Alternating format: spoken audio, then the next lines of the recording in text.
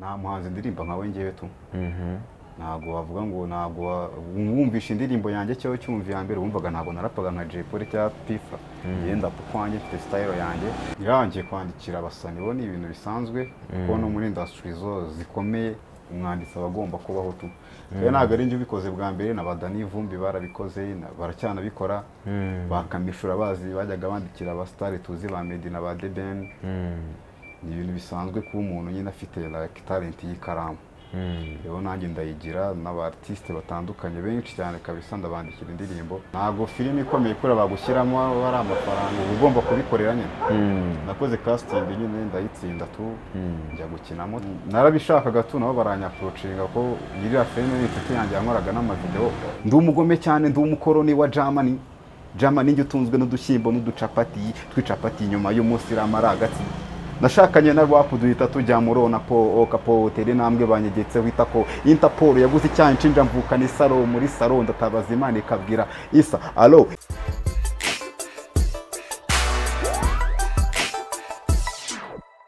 Yes, reka nongere mbaye ikaze kuri kamera za Big Town TV twongeye kugira umugisha rero wo kwakira icyamamare navuga ngo ni umwami wa battle nkuko tujya twumva abami ba stage tucyumva Bushari ni umwami wa stage ucyumva Ish Kevin tuvuga ngo ni umwami wa clip video clip za Ish ziba zikiringa kuri kamera rero tugarukanye na Racine ikaze Racine na blessings ni fresh kabisa kudafite vibe koko nk'umubateri uri ku rundi rwego ni izi ngizi tu ariko Rasi ukiri umwana wakundaga abahe bahanze hano muri showbiz nyarwanda ko ngenda byibuka nakuze nkunda PFLA Tough Gang cyane we wakuze ukunda nde muri cyane muri hip hop nakundaga se abahanzi muri rusange cyane hip hop nk'umuntu wakuze ukunda muri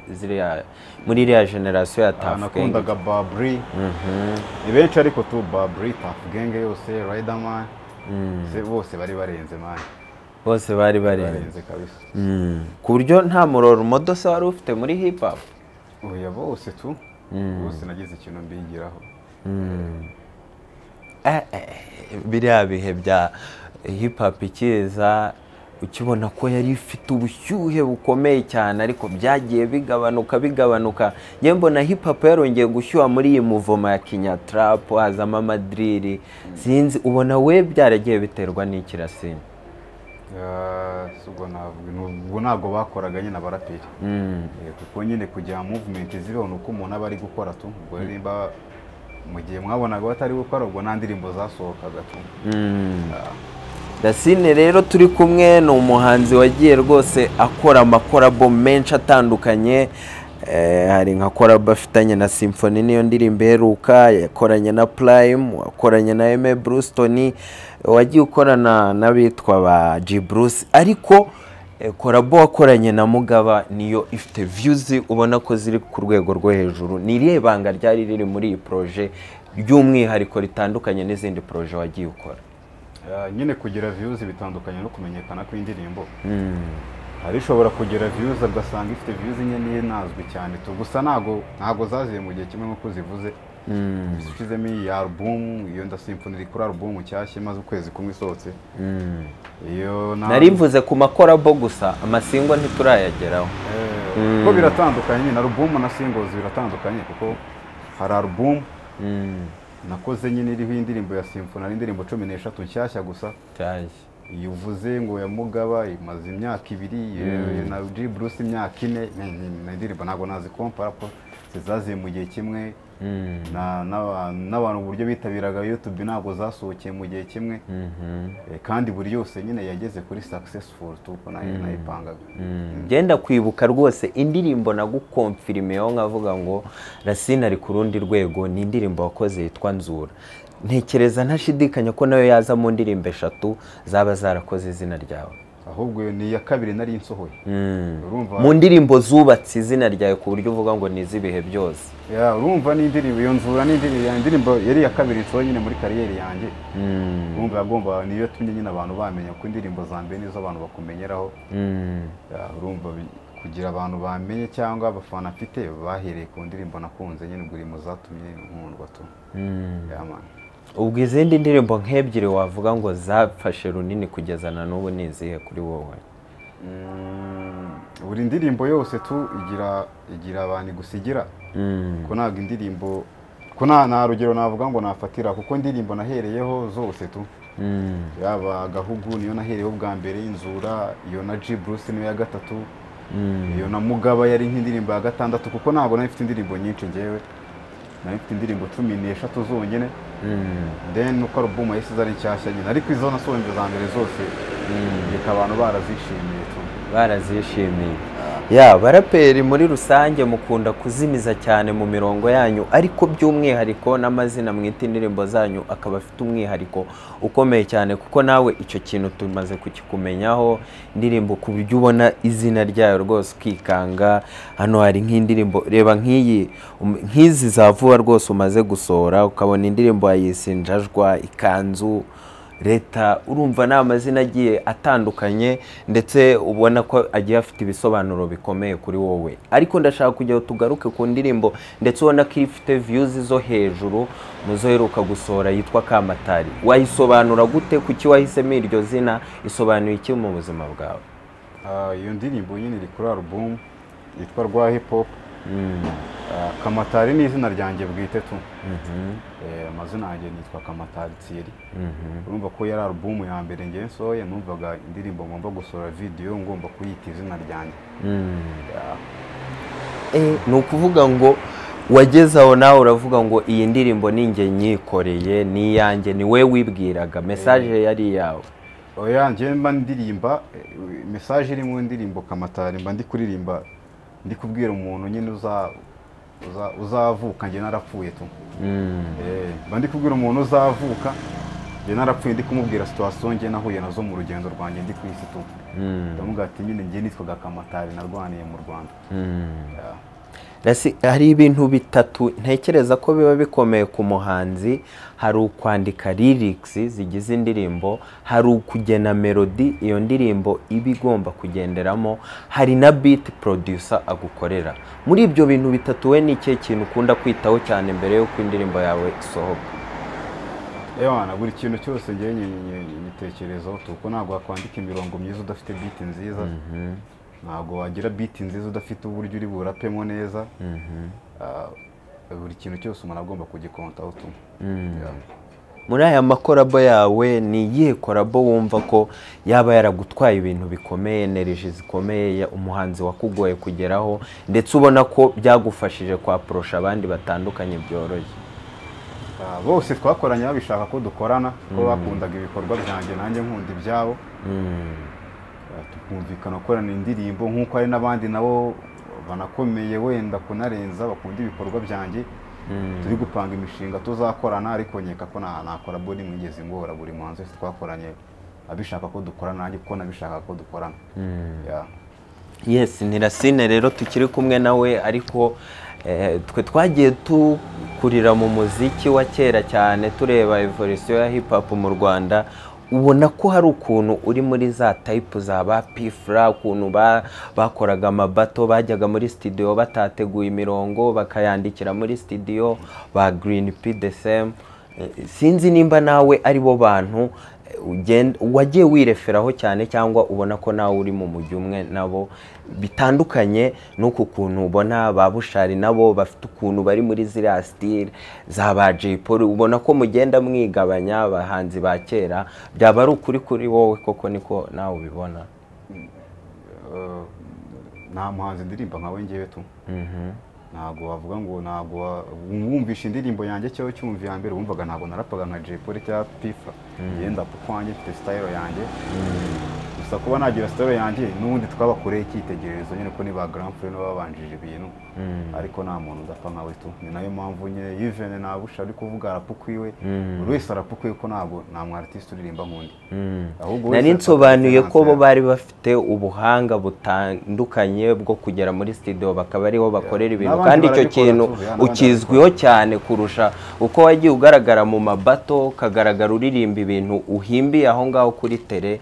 ndetse ari byo bintu mbona ko wagiye nubakiramo izina cyane ku buryo n'abandi baraperi bakunda gutinya guhurira nawe mu mabato. Sinzi icyo kintu rero nimba ari ukuri nawe ari kubibona koko. So buri mu artiste wese ibyo yabikora ni ibintu bisanzwe tu umuraperi. Nta muraperi utazi freestyle. Nta muraperi wavuga ngo kwandikira mu rugo ntago ari igiseburiga, nabyo ni ibintu byatari. Kuko ntabwo kuvuga ngo wandikira ibintu muri studio bikaza bitarenze. Cyambere no kuvuga ngo gukora indirimbo nziza, rero aho wayandikiye ushobora no kuyandika. Nagandi muri interview nahandikira indirimbo, kuba nandikira muri interview ntabwo bivuze ko nyine ndi umuhanga kurenza abandi n'undi nawe yabikora, ahubwo biterwa n'igihe vibe gufatiye. Nyeka ko nta bintu byatari birimo tu. Ariko wagiye ugaragara wandikira abahanzi benshi batandukanye indirimbo, wagiye ufasha mu ma studio, ama session yo muri studio bagorora ubahijwi, ni ibintu wagiye uvugaho cyane by'umwihariko ngaruke kuri Papa Cyangwe nibyo biheruka wagiye wandikira ibihangano bitandukanye. Ubwo buhanga ntabwo ari ubwa buri wese ku buryo wavuga ngo umuntu ariyandikira ajye kwandikira n'abandi. Ntekereza ko ari umwihariko nawe uri muri bake ahubwo bawufite. Yangiye kwandikira abasani bo ni ibintu bisanzwe kuko no muri industry zo zikomeye umwanditsi abagomba kubaho tu. Ntabwo ari njye ubikoze bwa mbere, na Badani Vumbi barabikoze, baracyanabikora. Bakamishura bazi bajyaga bandikira abastari tuzi ba Meddy na ba Deben. Ni ibintu bisanzwe kuba umuntu nyine afite like talent y'ikaramu. Rero nanjye ndayigira n'abartiste batandukanye benshi cyane kabisa ndabandikira indirimbo. Hari n'abandi bazavuka nabo babikora. Ntago nyine ni ibintu bisanzwe, ni talent tu. Racine atekereza ko ari iyihe mpamvu adakunze kugaragara ku ma stage akomeye cyane mu bitaramo hano Nyarwanda, kandi buri wese adashidikanya ku buhanga bwe, ndetse na benshi ugenda ufasha wandikira indirimbo bashiduka bisanze kuri ayo ma stage? Wotekereza ko ari iyihe mpamvu? So na yindi mpamvu ngiye na stage nimwe ndanakora tu kuba natangira career yanjye. Nari naragira igihe numva nshaka kujya kuri stage, ko numva ngomba kujya kuri stage mfite album. Ndatangira kujya ku ma stage very soon, vuba hanga kabisa. Icyo nari negereje byatuma njya ku ma stage aragisohoye very soon, ndatangira gukora na tour ya album yanjye tu. Ubwo ni ukuvuga ko ndamutse mvuze ko Racine yinjiza amafaranga menshi mu kwandikira abahanzi kuruta guperforminga ibihangano bye, ndumva ntaba meye. Ntabwo amafaranga ava mu muziki gusa, twize se bro. Dukora n'ibindi tu. Hari n'akandi kazi ku ruhande ukora? Umuntu akora n'ibindi bitandukanye.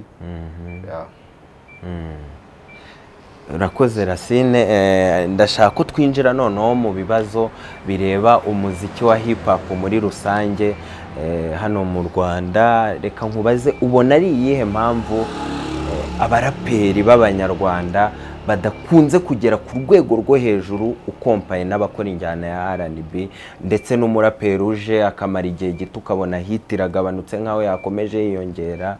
Ingero turazifite, haba mu ba legend, haba muri new generation. Ukabona umuntu ibintu akoze muri uyu mwaka bitandukanye cyane n'ukurikiyeho, ndetse ukabona ko agenda declining. Weho ubona biterwa n'iyo mpamvu cyane cyane kuba raperi nyarwanda?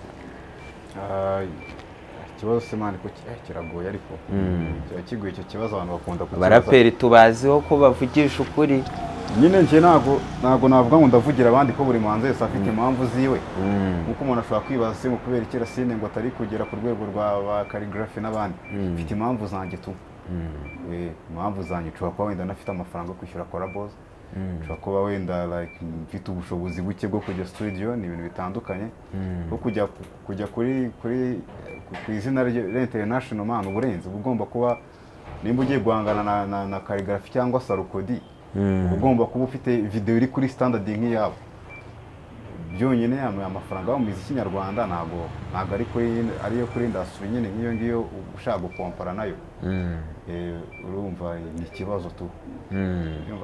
Igihe cyariko kizagera, aracyari igihe tu. Ubwo haheruka kuba The Choice Award, Philipita ahamagarwa ku rubyiniro na Fireman na Pfla na Marina Fireman yavuze amagambo akomeye, aravuga ngo nta n'indi ndirimbo igomba kuzaba hit hano mu gihugu itarimo umuraperi nyarwanda. Abantu benshi amagambo menshi kuri Twitter, benshi batanemeranwa nawe, ndetse na nyuma byaje kugenda bigaragara habaho amahita ariko aba make, n'ubundi cya kintu yavuze bigaragara ko kitabaye cyo koko nk'uko yari yakivuze. Weho wumva ari amagambo wayafashe gute? Weho mu makoraborasiyo wibona gute? Uruhare rwawe mu kuzamura hip hop n'uruhe? Wenda nasuri ntabwo nabyumvisha ibyo bintu ngewe, ntabwo nigeze numva nyine avuga ibyo bintu, ariko numva yarabivuze ni ku mitekerereze ye, ariko numva ko indirimbo itaba hit kubera ngo kubera arimo umuraperi. Imiziki ubundi umuziki ni ikintu kiryohera umuntu mu matwi, ntabwo ari ngombwa ko ugomba kurapa cyangwa kuririmba, kandi ntabwo wavuga ngo indirimbo zizamenyekana ngo ni za hip hop gusa cyangwa iza afrobeat. Na reggae ishobora kumenyekana, rega nazo zirahari, n'izindi style zigomba kuza. Rero hit ntabwo igira formule tu. Turi kuri icyo cy'abaraperi rero, ubona ari iyihe mpamvu abaraperi badakunze kubona management, badakunze kuzishaka, ndetse n'abake babonye management ukabona batandukanye vuba compared n'andi masitire abahanganye na hip hop? Ubona ari iyihe mpamvu iki kintu kigorana ku baraperi kandi tuzi ko kiba gikenewe muri kariyeri y'umuhanzi muri rusange? Ni ukuvuga ngo injyana ziratandukanye. Ubundi sinzi impamvu muhanganisha injyana tu, ntabwo zihuye, kuko abaraperi n'abaririmba ni ibintu bitandukanye cyane, kuko bafite abantu baririmbira bakunda ibintu byabo. Nk'uko nyine nakubaza kuki utarabona umuraperi uririmba mu bukwe, nuko ataririmba message zabo. Kucyo kibazo ngo kuki ngo P-Fla naramubona mu bukwe ye, nuko nyine atagira ute ataririmba iyo message. Ni ibintu bitandukanye cyane. Rero amarebo kuba ananiranwa ni imyumvire, biterwa n'umuhanzi runaka, kandi yega ko abantu bumvikanye ko nta muntu wanga iterambere, ubwo nyine ni imyumvikane nyine iba yanze. Umuntu ashobora kubwira ko kuri ibyo ashaka, umuraperi ashaka kuri ibyiwe, bigatandukana. Ariko umuririmbyi ashobora kuba baba bazi abazajya kuririmba mu bukwe, bagomba kuririmba muri Saint Valentin, mu bintu bitandukanye. So yega ko bisobanuye rero ko abaraperi bagoye, kuko si bakunze kumvikana. Ubwo n'abantu rero nimba ari uko bisobanuye, kuki so abantu batari bo bagoye ahubwo? Abo nabo bashobora kuba ari bo bagoye wenda, ariko nkeka ko nta muntu urafodiye mu muraperi ngo bananiranwe tu. Hari umuntu wagiye muri rebo biranga. twagiye tubabona uburyo bitre basohotse muri za Green Ferry, uburyo ni muvoma nyinshi z'abaraperi, ndetse sinavuga wo ku ruhande rwawe uha agaciro k'imanagement, ubona hari aho yageza umuziki cyane n'ubundi umuntu yifashije hari aho yagera. Ese we koko ukeneye management cyangwa nturageza igihe ukeneye management? Nta muntu wanga ubufasha tu. Mbese nimba wishyura indirimbo ukabona umuntu uzi kwishyura, urumva ari bibi? Ntabwo ari bibi, ahubwo nyine icyana kubwiye nyine ni ukumvikana tu. Nese ubwo nimba mwumvikanye n'umuntu agakora ibindi ibyo mutumvikanye, urumva wabigumamo nyine. Nta muntu udakenera rebo nyine iri serious, nyine bumvikana ibintu nyine amasezerano bakabibahiriza nyine tu. Nanjye ndayikeneye tu, ndayikeneye, ariko y'umuntu nyine dukorana ibyo twumvikanye ne bikaba ari ibyanyabyo tu. Soane ko hari abagiye bakubeshya rero bakakubwira ibintu ntibabikore. Oya nawe. Yes, Racine rero umwe mu baraperi cyangwa se mu bandi bahanzi batandukanye twagiye tubabona ba Mico the Best, twagiye tubona ba Maji the Black, n'abahanzi benshi batandukanye bagiye bisanga mu gisata cya sinema, ba Kalifani Govinda bagiye bisanga muri iki gisata. Nawe waciyemo ndetse ukina muri filime y'uruhererekanye yitwa Impanga series. Winjiye muri sinema gute? Wafashe iyo decision gute? Se wagiye kubera yari impano yawe cyangwa kwari ugushaka amafaranga nk'ukundi kose n'ubundi? Ntago filime ikomeye kuri bagushyiramo ari amafaranga, ugomba kubikorera nyine. Nakoze casting nyine ndayitsinda tu, njya gukinamo tu. Wowe ubwawe wafashe initiative nta cyane umuntu wakwaprosheje n'ubundi wari uyiri? narabishakaga tu nabo baranyapurocinga ko iriya filime n'inshuti yanjye yankoraga n'amavideo yarazi ni umufuti wanjye nyine tu birizi nyine kuba nabijyamo ariko narabikoreye tu nakoze casting then babonye mbikwiye nikeramo tu ndamutse mvuze ko wagiyeyo ugiye gushaka kongera public gushaka iriya platform yo muri sinema nyarwanda kugira ngo wongere public ahubwo uhite uyivamo kuko ubu ntago kibirimo cyane naba mbeshye we koko mu by'ukuri ni iyihe mpamvu ya nyayo ni impano cyangwa se wari uri gutagetinga n'izo public zitandukanye mu Rwanda mbese wana ndi kwikina wabonye mfite impano bro sha wapfushaga ababebe hariya mu mpanga series kabisa tukaryoherwa so nimba warabonye mbishoboye ni talent yanjye ya ntabwo ari ukuvuga ngo yenda ni kujya gushaka public yenda warabafense kugira ngo wikozeyo uhita ugaruka public ntabwo uyishaka public iragukunda ntabwo nese uyihatiriza ngo gukunde umuntu ukubonye akakumenya nuko aba yabikunze niba ko ntabwo umuntu ashaka public tu urakora public igakunda ibintu byawe ko n'abana bankunda simbaza amasura kitegura nyine umuntu akabimbwira ntabwo nzi ko nayirebye ahubwo narayirebye urumva rero warayikunze urumva ndabishoboye kabisa hari ikintu rero gikomeje kuba mu basitari nyarwanda ndetse n'abahanzi muri rusange tukajya kubona tukabona anytime barongo y'aba diaspora barigendeye iki kintu kibona gute ese wowe nawe anytime bishobora kukubaho ese ikintu cyo gukunda hanze kumva ko wajyeyo kumva ko ushobora no gushaka umusheri wawo kumva ko na management ishobora kuza iturutse muri diaspora iki kintu wo kibona gute ukifuza bingana iki Bazo kumbuza hano ise nyisubiriza za hano nyehera ni umuceri cyangwa already karabaye naby'imiceri nese umuntu yarugobwe umuntu kubwa umuntu mukundana mane nawe hari ubwo simba muri kubeshyanyara nkuko nyine byapfa muri mu Rwanda ni nkuko byapfa bahanze tu na rebo yo hanze uko yagushaka nta mafaranga mane mupfa byare byo gukundana rero ni yindi kata yindi ntabwo akundana n'umuntu biterwa na papa ufite tu ngo nimba ukundana nawe ashaka amafaranga niyo ntego aba ifite nyine tu bibaho mane nkuko mwakundana mu Rwanda nese ari umuntu ufite amafaranga wo mu Rwanda urusha mu diaspora amafaranga rero byo naho bihuriye sane ko nawe nitaye umuhashya kabisa ukigendera ubonye shwa deal ntabwo ari shwa deal kuko nyine bizaba ntacyo wabihagarika nese azabihagarika uzi ko bizaba ntacyo nawe bizaba byaba bitanabaye isoke ntabwo ari ibintu uba wapanikiye nawe wumva ushaka cyane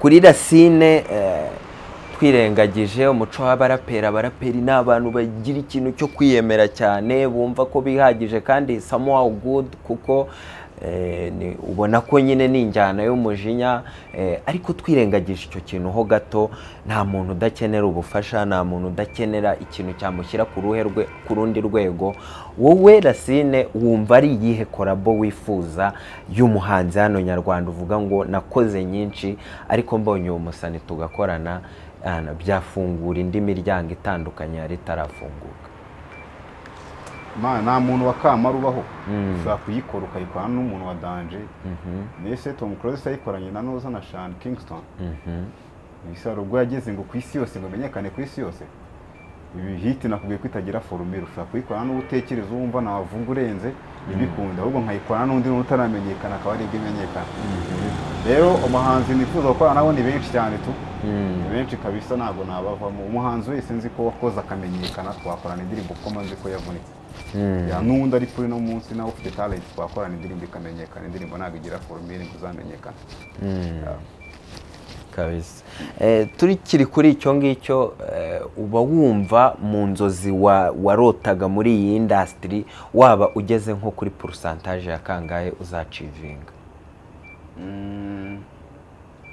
iracyari hasi cyane tu kandi ntabwo umuntu ajya anyurwa tu ntabwo achievement ntabwo irangira ugera aho n'aha ngaha tuba twarahifuje kuhagera wahagera ukifuza n'ahandi nkeka ko inzozi z'umuhanzi ni ukumenyekana ku isi yose urumva rero process birimo igihe kirekire umuntu aramutse avuze ko muri hip hop nyarwanda ikintu cyitwa beef n'amadisi aba muri iyi njyana ko hari ikintu kigenda cyubaka muri industry ndetse kikaryoshya hip hop muri rusange, aricyo kintu cyabuze ubu usanga ibyo bintu byabagaho kera haba muri Amerika haba no mu Rwanda ku mwaduko wa Tuff Gang wabonaga ko byaryoshyaga industry, wobona atari yo mpamvu ituma hip hop igenda isubira inyuma.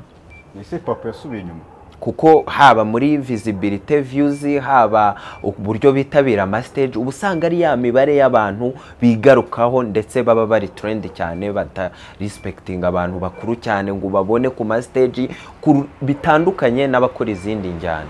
Ubona ari iyihe mpamvu ko ari igihe hip hop yagezweho iraboostinga cyane rwose kuko nawe icyo kintu ntiwakirengagiza.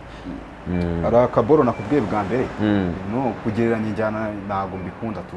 Hip hop iri ukwayo na afrobeat iri ukwayo, wigereranya ibintu bidahuye kuko ntabwo turi ibintu bimeze kimwe. Ushobora gusanga injyana ikundwa n'abakobwa cyane, so nimba bafite public nyinshi cyane ni ibintu bisanzwe.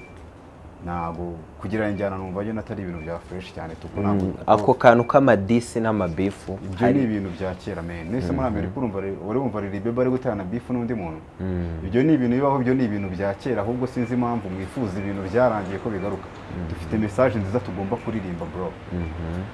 Ngomba kuririmba ubuzima turimo, ngomba kuririmba ubuzima urimo, ngomba kuririmba urukundo, ngomba kuririmba indirimbo yubaka igihugu rikomva. Gutukana n'umuntu sinumva ko ari ibintu byangombwa cyane. So mu gihe bayemo nk'umuco igomba kuba ariko ntago ari cyo kintu turekereje. Tugomba gutanga messages. Kiriya kintu wakoraga cy'amabato ndetse abenshi bavugaga ko wari ushoboye cyane, waragihagaritse ugitekerezaho iki? Byari byiza, wabifataga gute kuri wowe? Se hari projet runaka ushobora kuzabikoramo n'ubundi? Nta project rimwe mfite yo guterana beef n'undi muhanzi. Amabata asanzwe ya hip hop bato nazo ntago nzongera gukora battles. Wapi. So mfite gahunda yo gukora indirimbo zubaka abantu z'urukundo, indirimbo zo guterana amabeef, kuvuga nabi mugenzi wanjye numva ko nta kintu kimwe byanyubakira tu. Kandi mfite izindi message ngomba kuririmba. Gusa biba muri culture hip hop guterana dissing, twakwitana n'umuntu agashyiramo cyane akakangubitiramo ko bari competition.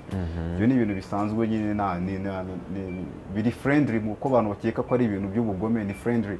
Tuba kubona umuraperi nkamukubita dissing akayisubiza ariko ntago career yanjye ngishingiye kuri beef.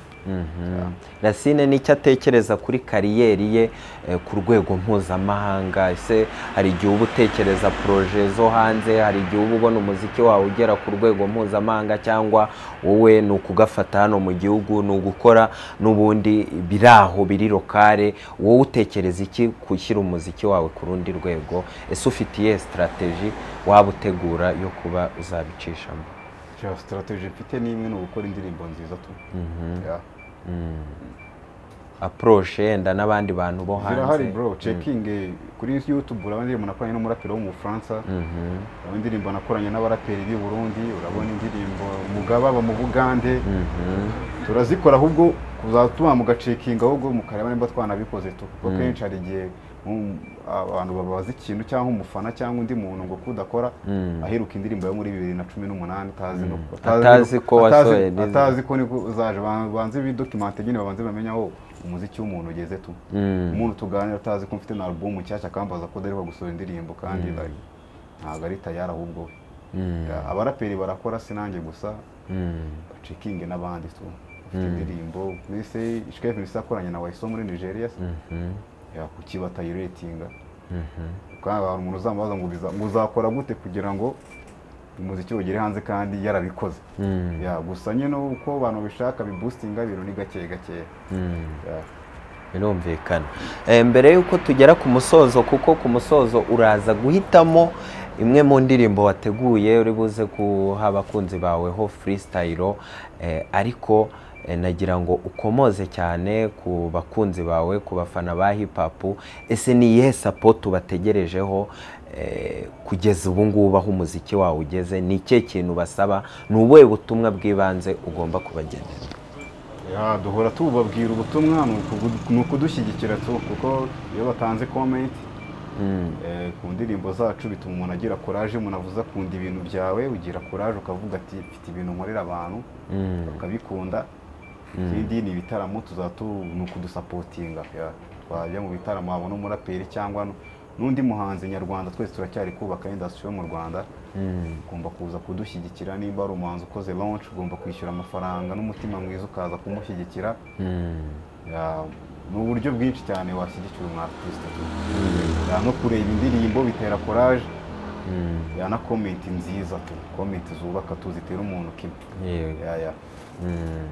Bisobanuye ko rero nawe ubirivinga mu bintu by'ama-views.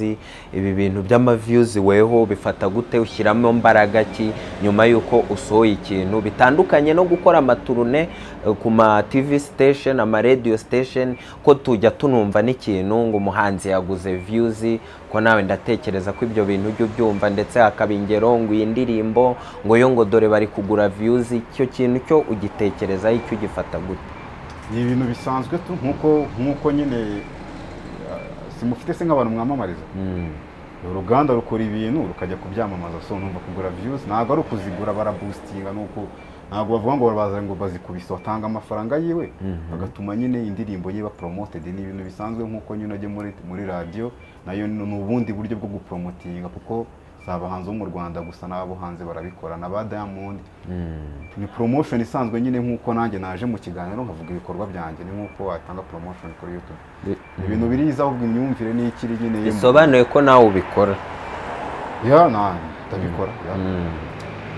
Okay. Ni ibintu bisanzwe, ibintu bakumve ko ari ibintu byatari, ahubwo nyine iyo myumvire ibavemo. Ni ibintu bisanzwe nkuko nyine naje kuri Big Town nkavuga ibikorwa byanjye.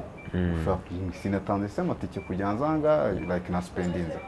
Ni nkuko wafata amafaranga yawe ugashyira ukavuga ati nshaka ko indirimbo yanjye igira kuri audience y'abantu bo mu gihugu nk'iki ngiki runaka, uburyo indirimbo ujya kuri YouTube ugahita uyibona utarasubscribinze ukayireba ukayimenya aho ngaho. Yani ibintu biri nomo binasanzwe, bumve ko ari nyine ni promotion nk'ibindi. Ni promotion nk'ibindi. Urakoze cyane rero Racine, n'ubundi ni kuri Big Town TV. Reka tubasabe mukomeze mukunda ibiganiro tubagezaho, comment kugira ngo tumenye ibyo turi kugenda dukora nimba biri kugenda bibanezeza. N'ubundi Racine, twinjira mu kibazo cya nyuma, wowe umaze kubona ko ubuzima ubayemo bwakwigishije iki? Ni iki kintu umaze kugeraho wavuga ngo iki kintu umaze kugikura mu muziki wanjye? Mu muziki ni ibintu byica abantu tu, nakuyemo abantu, iki kintu nakuyemo. Kuko ntabwo twari kumenyana iyo nakora imiziki, kamera yanyu ntabwo yari kuntunga iyo naba umuhanzi, ntabwo abafana biba ahantu nazi, ntabwo nari guca kuri televiziyo. Urumva nyine yatumye menyana n'abantu tu, yamaye abantu. Icyo ubuzima bwakwigishije? Ubuzima nyine guca bugufi, guca bugufi no kumva ko ibintu byose bishoboka. Ni ikihe kintu Racine atinya kurusha ibindi byose? Ntinya? Mu bintu biri ku isi uvuga ngo iki kintu kiramabi. Nk'ubu nkanjye ntinya inzoka ku rwego utabyumva. Wowe ni ikihe kintu kiri ku isi uvuga ngo iki kintu kiramabi? Aho ngaho ni muntu uza tu, urumva ni mu bisimba. Umuntu ashobora kuvuga ko nyine atinya mu bisimba, atinya nyine inzoka, then gusa njye ninya ubukene tu. Tinya ubukene? Nibwo ninya kabisa. Inzoka dufite amafaranga nyine nakwishyura ukayica. Wanyishyura kandi njye nyitinya. Nyine wakwishyura kibura. Uje ninya ubukene bwonyine, ko numva ubukene utabufite ibintu byose byakunda tu, uretse wenda urupfu gusa. Naho igisimba ngo utinye intare, ufite amafaranga wahita wagura igisasu ukayohereza cyangwa imbunda ukayirasa bikarangira. Apari y'umuziki, ni iyihe mpano yindi Racine yiyumvamo? Kandi ari nyinshi nkorama, nandikira abantu indirimbo ni talent, nyina filime ni talent, nandika poeme ni talent, ibindi ni bese ubwo ngubwo ibindi niyumvamo. Impano no kwiyumvamo ikintu ukavuga ati iki kintu ni izo maze gukwerekana nizo nshoboye tu. Ubwo nibona ibindi mpano nayo nzayigaragaza, ariko izo nshoboye nizo ngizo. Mu bihe bishize abantu bandikaga indirimbo wasangaga badahabwa credit zihagije cyabifuza, bitandukanye n'ubu ngubu. Mu minsi ishize Irene yigeze gukora interview ari kuvuga uburyo Vestina na Dorcas bandikirwa indirimbo na Neo Bosco, ndetse aza gutangaza amafaranga indirimbo imwe Neo Bosco yandikira avuga ko indirimbo imwe ayandikira ibihumbi 800, bisobanuye ko yashoboraga kuba ari no gushaka n'iryo soko anabwira abantu n'ibiciro ukuntu biba bihagaze. Wowe Racine wandikira indirimbo amafaranga ngahe? Ese apari y'abaraperi n'abandi bantu basanzwe mu zindi njyana wabasha kubandikira? Bose ndabandikira. Ibiciro ntabwo mbitangaza kuri kamera, nyine ni bagene no guciririkanya, nyine guciririkanya kuko biba bitandukanye tu. Yes, tugera ku musozo rero dukubite freestyle y'indirimbo wateguye. Ngewe nakunze nzura ariko sinzi yenda muri izi ngizi nshyashya nimba hariyo Wadof freestyle indirimbo bajye kuri YouTube bazirebe bazumve baha freestyle. Nakundaga umupira nshaka kuzaba nka Rampadi, nkunda Rampadi niga nayi ni nka Harvard, nakuze mfite inzozi zo kuzambara nka Ragadi, raga nkasoma kamwe umukunzi wanjye Muhadi, ndi umukozi mwiza nkora umukoro wa company, ndi umugome cyane ndi umukoroni wa Germany njye utunzwe n'udushyimbo n'uducapati twicapati nyuma y'umunsi ramaragati, nashakanye na rap duhita tujya murona po hotel nambwe banyegetse wita ko Interpol yaguze icyayi nshinja mvuka ni salo muri salo ndatabaza Imana ikabwira Isa allo Interpol tukubatize rwa hip hop fashion na sita yari kenshi nshaka kashi ino namenye kurapa satara bumuyedi kwa rubangura nangura. Asante sana Racine, zari good vibes. Dushimire abakunzi bacu bakomeje gukurikirana ibiganiro bya Big Town TV, tubabwire ngo nakagaruka. Racine urekura umuzigo uhitira hano kuri Big Town. Ni bisanzwe tu. Asante sana, ugira ibihe byiza Racine. Blessings.